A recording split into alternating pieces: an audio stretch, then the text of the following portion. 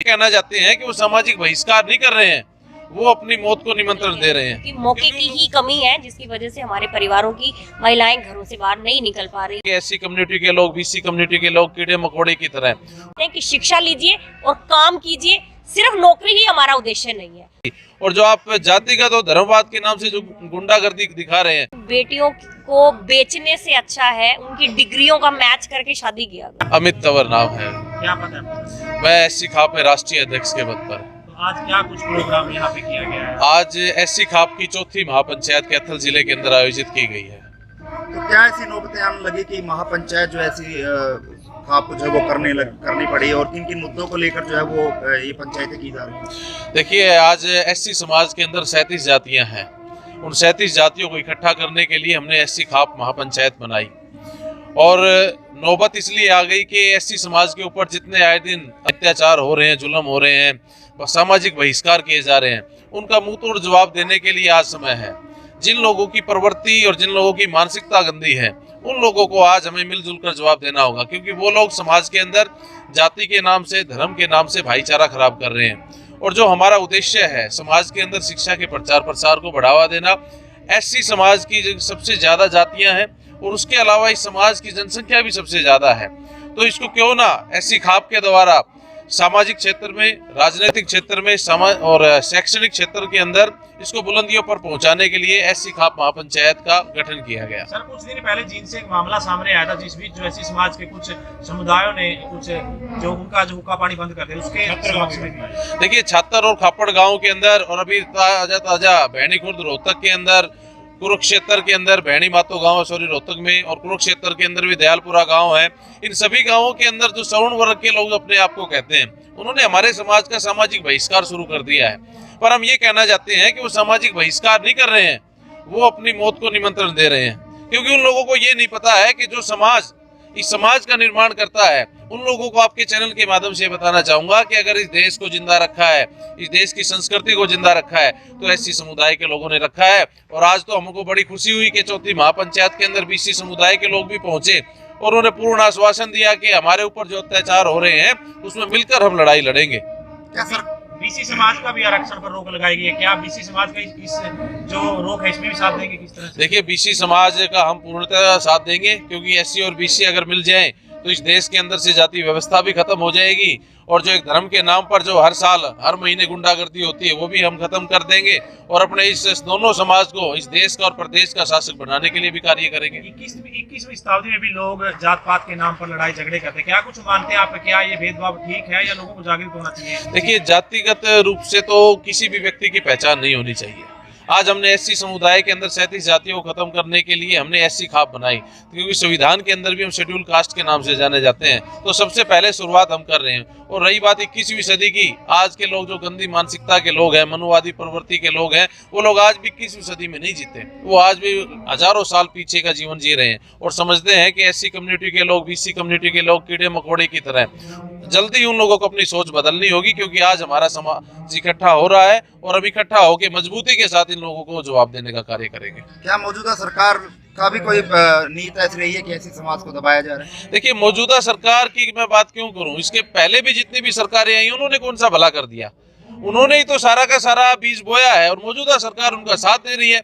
अगर मौजूदा सरकार उनका साथ नहीं देती तो जितने भी एट्रोसिटी की घटना हो रही है उन पे कड़े कानून तो ऑलरेडी बने हुए हैं, उन कड़े कानून को लागू करके उन आरोपियों को सलाखों के पीछे डाल दें, ताकि जातिवाद के नाम से जो घटनाएं घटित हो रही हैं, धर्म के नाम से घटनाएं घटित हो रही, उन पर रोक लग सके। और आपके चैनल के माध्यम से मौजूदा सरकार को मैं ये कहना चाहूंगा कि आप अपनी कानून प्रणाली को सुव्यवस्थित तरीके से लागू करने का कार्य करें। अगर आप ऐसा नहीं करेंगे तो इस समाज के अंदर, देश और प्रदेश के अंदर एक भयानक स्थिति पैदा हो जाएगी। और जो आप जातिगत और धर्मवाद के नाम से जो गुंडागर्दी दिखा रहे हैं, उस गुंडागर्दी को जल्दी रोक लगाए, नहीं तो समाज बहुत बिखर जाएगा और समाज में एक ऐसी विपदा खड़ी हो जाएगी जिसको संभालना देश के लिए मुश्किल हो जाएगा। संविधान के साथ भी छेड़छाड़ की जा रही है, उसको लेकर सर, छेड़छाड़ क्या कर रखी है? अगर हमारी कम्युनिटी के लोग इकट्ठा ना हो तो इन्होंने तो अलग से संविधान बना रखा है, जो मनुवादी संविधान है उसकी इन्होंने तो कॉपी तैयार कर रखी है। तो ऐसा हम होने नहीं देंगे। ये कुछ भी कर ले, 2 अप्रैल की घटना को याद दिलाना हमारे लिए बड़ी बात नहीं है। कभी भी छेड़खानी करके देख ले, दोबारा से याद दिला देंगे चौगुनी ताकत से। क्या कुछ मैसेज देना चाहोगे उन लोगों को जो आज भी जातिवाद के नाम पर जो घृणा करते हैं शेड्यूल कास्ट समाज से? क्या कुछ मैसेज रहेगा? मैं उनको ये कहना चाहूंगा, हरियाणा प्रदेश की अगर हम बात करें तो हरियाणा प्रदेश के अंदर भाईचारा कायम है। जो जातिगत रूप से भावना अपने अंदर समाये हुए हैं कि ये चमार जाति से है, वाल्मीकि जाति से है, बीसी कम्युनिटी से है, उन लोगों को मैं ये संदेश देना चाहूंगा कि सामाजिक भाईचारे को खराब ना करें। अगर हमारे समाज ने ऐसी खाप बना के सामाजिक रूप से जाति को खत्म करने का काम किया है, तो आप भी समाज में जो आरोपी लोग हैं, गुंडा प्रवृत्ति के लोग हैं, गंदी मानसिकता के लोगों को आप सलाखों के पीछे डालें, ताकि समाज के अंदर भाईचारा बना रहे और इस देश का प्यार बना रहे। मेरा नाम एडवोकेट सोनिया तंवर है और मैं एससी खाप में मेंबर। तो क्या कुछ महिलाओं के प्रोत्साहन के लिए आपके द्वारा? महिलाओं के लिए इतना ही कहना चाहते हैं कि अगर मेरे परिवार ने मुझे मौका दिया, मैं समाज को यही समझाना चाहती हूँ कि आप भी अपने परिवार को मौका दीजिए। अगर महिलाओं को मौका मिलेगा वो 100% बाहर निकल के आएंगी, क्योंकि मौके की ही कमी है जिसकी वजह से हमारे परिवारों की महिलाएं घरों से बाहर नहीं निकल पा रही हैं। और शिक्षा, मतलब जो शिक्षा बाबा साहब भीमराव अंबेडकर ने देने के लिए बात की थी, वो मैं आपको बता दूं कि आज जिस शिक्षा के लिए हम अपने बच्चों को पढ़ा रहे हैं, सिर्फ डिग्रियां लेकर और अलमारी में रखने का काम और नौकरियों के लिए इस्तेमाल करने का काम कर रहे हैं। हम अपने लोगों को ये समझाना चाहते हैं कि शिक्षा लीजिए और काम कीजिए। सिर्फ नौकरी ही हमारा उद्देश्य नहीं है, हम लोग अपने समाज में लीडर पैदा करना चाहते हैं। मैम, समाज में आजकल दहेज की जो डिमांड है वो ज्यादा बढ़ गई है, जिसको लेकर कई मामले हरियाणा में जो प्रचलित हुए, उसके बारे में क्या समझते? देखिए, मैं कहना चाहती हूँ कि अपनी बेटियों को बेचने से अच्छा है उनकी डिग्रियों का मैच करके शादी किया करो। देखो कि हमारी बेटी से मैच कर रही है कि नहीं। जब हम लोग सिर्फ नौकरी देखते हैं और शिक्षा नहीं देखते हैं, क्योंकि व्यक्ति नौकरी तो लग जाता है लेकिन जो माइंड में जो उसकी शिक्षा भरी होती है वो शिक्षित व्यक्ति जैसी होती है, तब हमें पता चलता है कि इसने हमारे से दहेज की मांग की है। मैं बेटियों को ये कहना चाहती हूँ कि सिर्फ अपने लिए जीना सीखो। जिस दिन अपने लिए जीना सीखोगे उस दिन शायद माँ बाप को दहेज देने की जरूरत नहीं पड़ेगी। कैथल के बाद कहाँ प्रोग्राम की अपने रूपरेखा? सर, अभी आज पूरी टीम यहाँ पर एकत्रित हुई है और आज अनाउंस कर जाएंगे कि नेक्स्ट पंचायत कहाँ पर होगी। मैं नरेश डांडा, जिला अध्यक्ष एससी खाप कैथल। तो आज किस तरह के मुद्दे रखे गए हैं? तो सर, आज सबसे पहले तो मैं जो मेरे एक छोटे से बुलावे पे मेरे पूरे डिस्ट्रिक्ट के मेरे एससी समाज के लोग और मेरी माता बहनें यहाँ पर पहुँची हैं, तो मैं सबसे पहले तो उनका तहे दिल से धन्यवाद करता हूँ, आभार प्रकट करता हूँ। तो मुद्दों की बात आपने की सर, तो मैं बताना चाहता हूँ कि हमारा जो मुद्दा मेन है, एजेंडा है, तो जो ऐसी समाज पर अत्याचार होते हैं तो उन्हीं को लेकर, और जो शिक्षा में भेदभाव किया जा रहा है तो उन्हीं विषय को लेकर आज हमारी सभी चर्चा रहेगी यहाँ पर।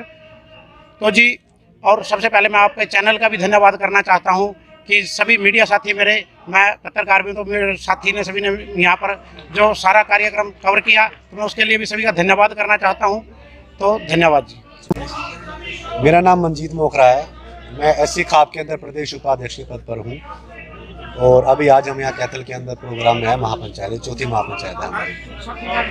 साहब, पूछना चाहेंगे क्या कुछ जो अधिकार है उनके प्रति लोगों को जागरूक किया जा रहा है? किस तरह के जो अत्याचार जो आजकल देखने को मिल रहे हैं? देखिए, अत्याचार की बात करें तो आज की तारीख में जो सबसे ज़्यादा ट्रेंड चला रखा है, वो चाहे सरकार का मामला चाहे प्रशासन का मामला हो, गांव के अंदर सामाजिक बहिष्कार का मामला सबसे ज़्यादा चल रहा है आज के वक्त में।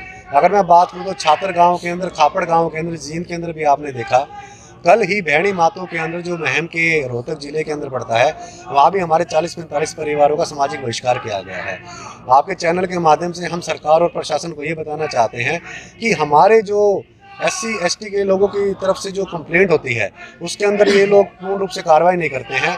अगर प्रशासन इन मामलों को जल्दी कोई निर्णय नहीं लेगी, मजबूरन हम लोगों को बहुत बड़े आंदोलन की रूपरेखा तैयार करनी पड़ेगी। तो सर, समाज में अक्सर देखने को आता है कहीं SC ST के झूठे मुकदमे पाए जाते हैं। क्या कुछ मतलब ऐसा माना जाए कि कहीं जो लोग हैं उसका दुरुपयोग भी सामने आता है? क्या कुछ देखते हो आप इसमें? देखिए जी, इस बात का तो जवाब मैं ये देना चाहूँगा, सरकार और प्रशासन में दबंग जाति के लोग ही बैठे हैं, वो लोग ही समझौता कराने के लिए आगे आते हैं। अगर मैं अपने SC खाप की तरफ से बात करूँ, अब तक का रिकॉर्ड है, जिस भी मामले में हम लोग गए हैं, हमने किसी मामले में आज तक समझौता नहीं होने दिया, क्योंकि आपको मालूम है गांव के अंदर कमजोर तबके के लोग रहते हैं और गरीब लोग रहते हैं, उनकी आजीविका दबंग लोगों की खेतीबाड़ी पर निर्भर है। तो जब लगता है हमारे लोगों को कि इसके बाद उनके सामने एक वित्तीय संकट पैदा हो जाएगा और वही दबंग लोग इनको दबाते हैं। कल बहनी मातों के अगर मैं आपको मामले की बात करूं तो डीएसपी साहब वहां पर आए थे, लेकिन जब हम अपने लोगों से मिले तो उन्होंने समझौते के लिए बिल्कुल मना कर दिया। तो जितने भी आजकल जो केसेस जो बताए जाते हैं फ्रॉड केस हैं, वो सब कहीं ना कहीं प्रशासन और सरकार की मिलीभगत के कारण समझौता होता है। क्या कुछ मैसेज देना चाहोगे समाज को? देखिए, समाज को हम यही मैसेज देना चाहेंगे कि हमारा समाज जितने भी 37 जाति हैं, एससी समाज एससी खाप के थ्रू संगठित हो और अपने बच्चों को शिक्षा के स्तर पर आगे लेके जाए। और पूरे हरियाणा के अंदर, अभी तो हरियाणा नहीं देश के अंदर, अगर कहीं कोई किसी तरह का एट्रोसिटी की घटना घटित होती है, हमारा एससी खाप की जो महापंचायत है, एससी खाप का संगठन है, सबसे पहले आगे खड़ा होकर उसकी लड़ाई लड़ेगा।